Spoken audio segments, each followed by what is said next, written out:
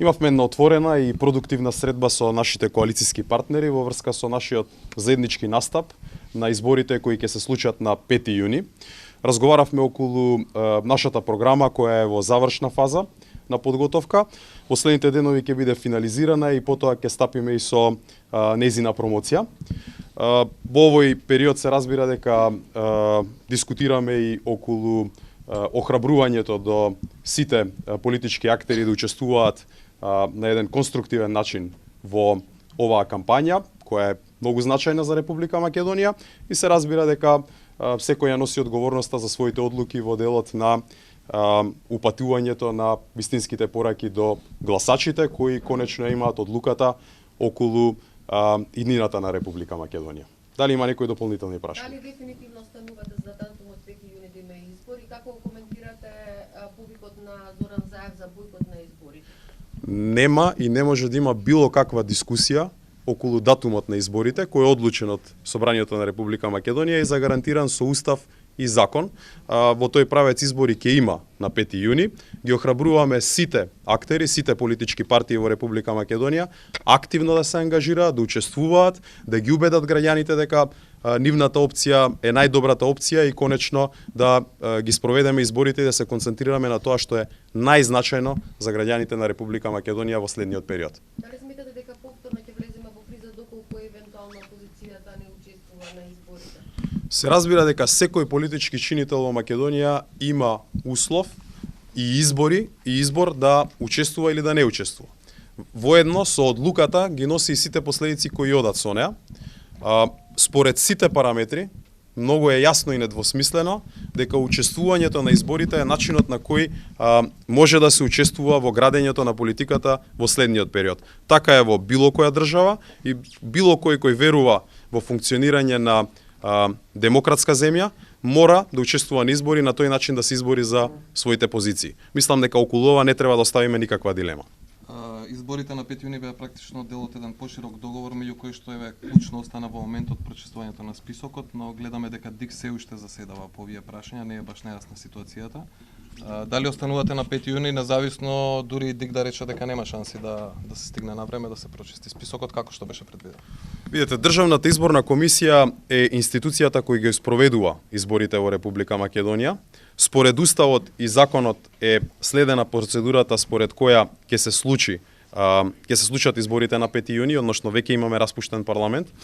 Се што се однесува до оперативното спроведување на овие мерки е во надлежност на ДИК. Владата одговорна за спроведување на изборите е целосно расположена да помогне во било кој дел, но крајната одговорност ја носат институциите во Република Македонија и мислам дека не треба да оставаме никакво размислување околу тоа дали може или не може, бидејќи сите ние имаме опис и попис на работно место.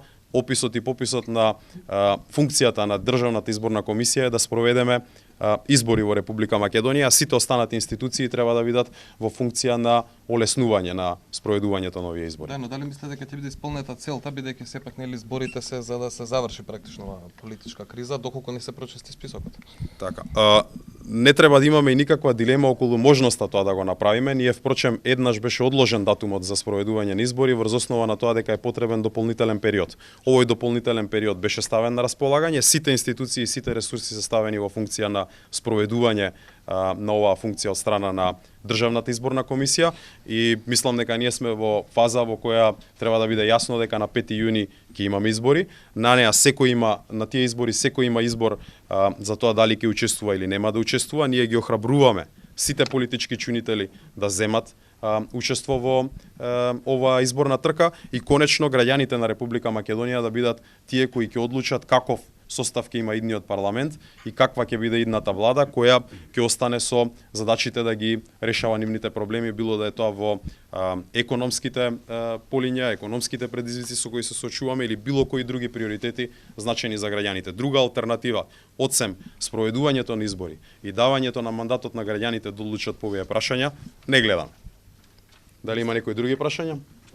Како коментирате, че Вада Министерството за надворешни работи вчера реагираше по нападите од политичкиот врв на Грција, нели, за инцидентот на Кота 59. Како е вашиот личен став во врска со сето тоа што не презела Грција, нели, за да не доаѓа повторно, како и утре наава што имаше инциденти на Кота 59?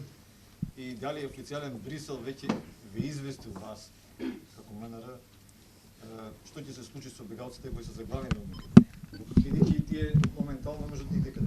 Би сакал само да ви посочам дека изјавата ја давам како член на извршниот комитет на ВМРО ДПМН и се тоа на што го изјавив е во таа функција во контекст на состанокот кој го имаме со нашите коалициони партнери и настапот на изборите кои се случуваат на 5 јуни. Во врска со вашето прашање, или би можеле да го заокружиме кругот на прашања поврзани со овој настан, па можам да ви одговорам, нема никаков проблем, но прво дали има некакво прашање во врска со овој настан? Нема. Во однос на прашањето кое го поставивте и инцидентите кои се случија, секоја држава, и тоа е дел од одлуките на Европската Унија, треба да ги превземе одговорностите на сопствена територија. Македонските безбедносни сили превзедоа мерки за спречување на нелегален премин масовен со користење на насилство на македонска територија, нешто што не сме го одлучиле поради наша лична волја, туку е дел од заклучоците на Советот на Европската Унија. Впрочем, на ова прашање јавно се изјаснија и Европската комисија и неколку земји членки на Европската Унија. Пораката е многу јасна, секој треба да си води сметка за сопствената територија. Мислам дека многу попродуктивно ќе биде во следниот период, доколку и грчките власти и сите оние кои се наоѓаат на Балканската рута се фокусираат на превземање мерки на сопствената територија и за хуман третман, но и за безбедност во граничните рамки. Во овој дел мислам дека постои простор за подобрување на соработката.